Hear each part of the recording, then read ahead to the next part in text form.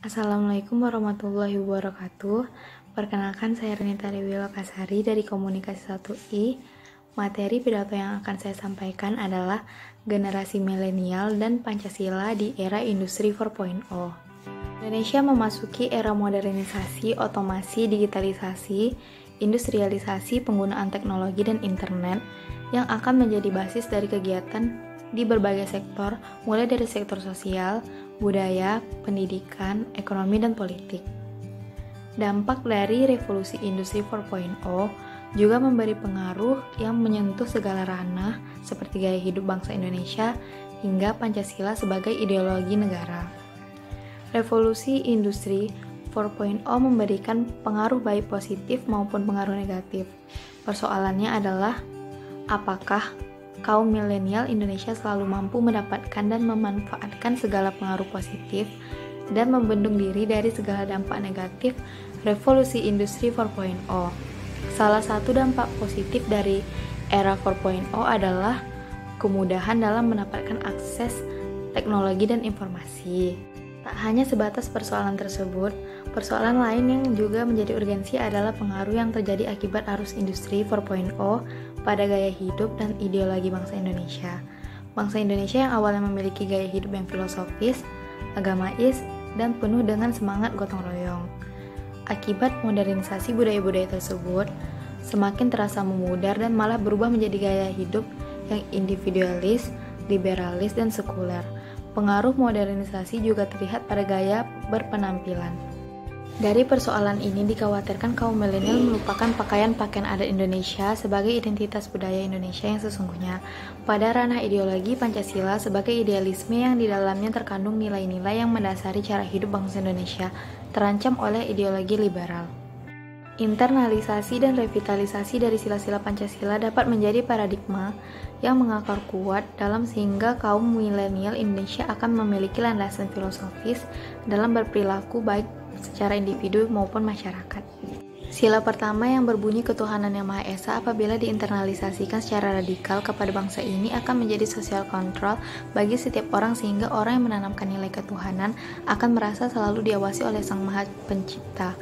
Orang yang menanamkan nilai ketuhanan sebagai landasan falsafah akan memiliki nilai dan norma bagi dirinya berdasarkan aturan-aturan agama, sehingga orang tersebut akan menjauhi segala hal yang menjadi larangan dalam agama seperti perilaku-perilaku dalam penyimpangan sosial, penyimpangan seksual termasuk pornografi, penyalahgunaan narkoba, dan seks bebas, hingga segala tindakan amoral lainnya yang tidak sesuai dengan nilai-nilai yang menjadi tolak ukur berperilaku sosial.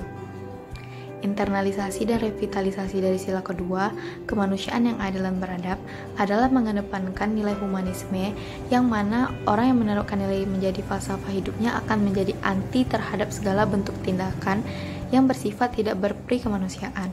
Nilai humanisme dalam sila kedua ini yang akan menciptakan masyarakat yang saling tolong-menolong, mengedepankan nilai kemanusiaan, berusaha mewujudkan dan mencari keadilan sejati, anti rasisme dan tindakan diskriminatif, dan anti segala bentuk tindakan lainnya yang bertentangan dengan nilai kemanusiaan.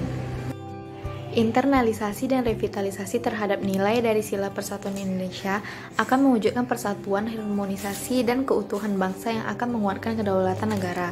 Apabila nilai persatuan ini diprioritaskan menjadi paradigma sosial, maka perpecahan akibat konsentrasi politik tidak akan terjadi. Oleh karena itu, sila ini amatlah penting agar persatuan sosial bagi satu tubuh dapat terrealisasikan. Tidak hanya sebatas simbol melainkan sebagai falsafah bangsa Indonesia sebagai bangsa yang majemuk, namun tidak melupakan persatuan.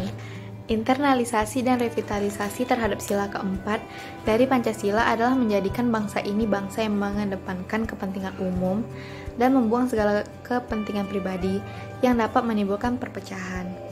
Kaum milenial hendaknya menjadi kaum yang kritis dan mengedepankan musyawarah terhadap segala persoalan bangsa, yang selanjutnya diharapkan mencarikan segala solusi dan arah perubahan demi perbaikan peradaban.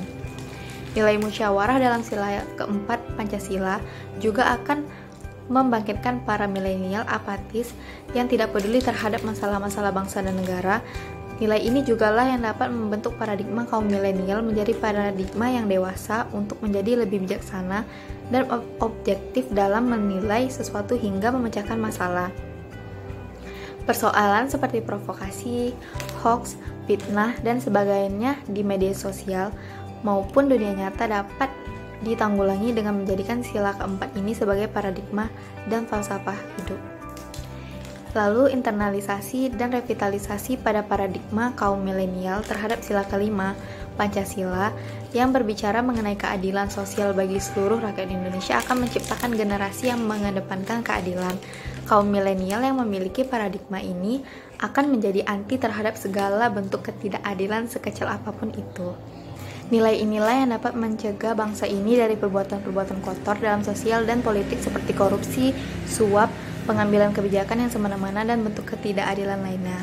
Perlu diingat bahwasanya 5 sila dalam Pancasila tidak dapat berdiri sendiri dan tidak dapat dipisah-pisah, internalisasi, revitalisasi, hingga implementasinya.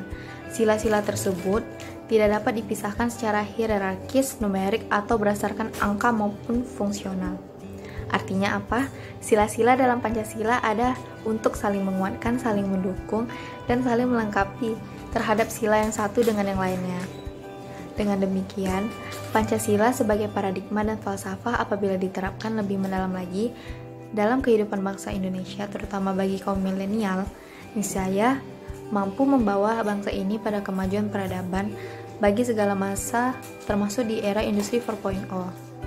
Oleh karena itu, bangsa Indonesia, utamanya kaum milenial, tidak boleh keluar dari koridor nilai-nilai Pancasila agar selalu memiliki landasan filosofis dan membentuk paradigma yang visioner dan misioner demi mewujudkan cita-cita bangsa ini.